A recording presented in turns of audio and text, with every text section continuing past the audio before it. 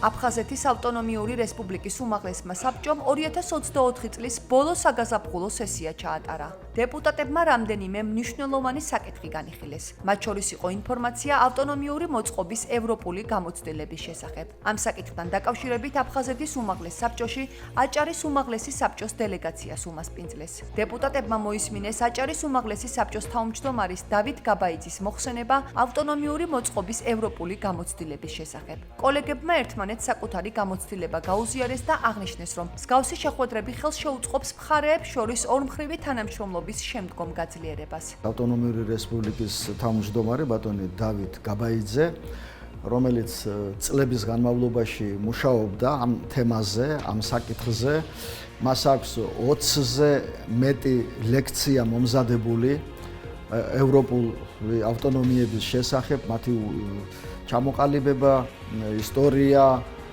და რაც თავარია უფლებამოსილებები.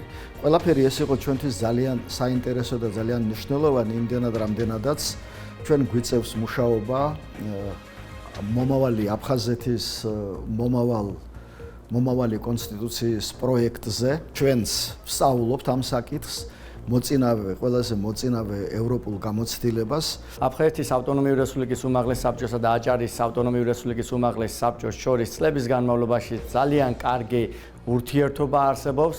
თანამშრომლობთ აქტიურად არა მხოლოდ პოლიტიკური მენეჯმენტის დონეზე, არამედ აპარატებს შორის. კოლეგებთან ერთად ვისაუბრეთ იმ ევროპულ გამოცდილებაზე, რომელიც ავტონომიებთან დაკავშირებით არსებობს და ვისაუბრეთ იმ გამოწვევების წინაშე, რომელიც ტერიტორიული მოწყობის ამ მოდელთან დაკავშირებით არსებობს. მე ვფიქრობ, ნაყოფიერი დღე იყო და ასევე დავსახეთ ბუნებრივია სამომავლო თანამშრომლობის გზები, რომელიც აუცილებლად გაგრძელდება ჩვენ შორის.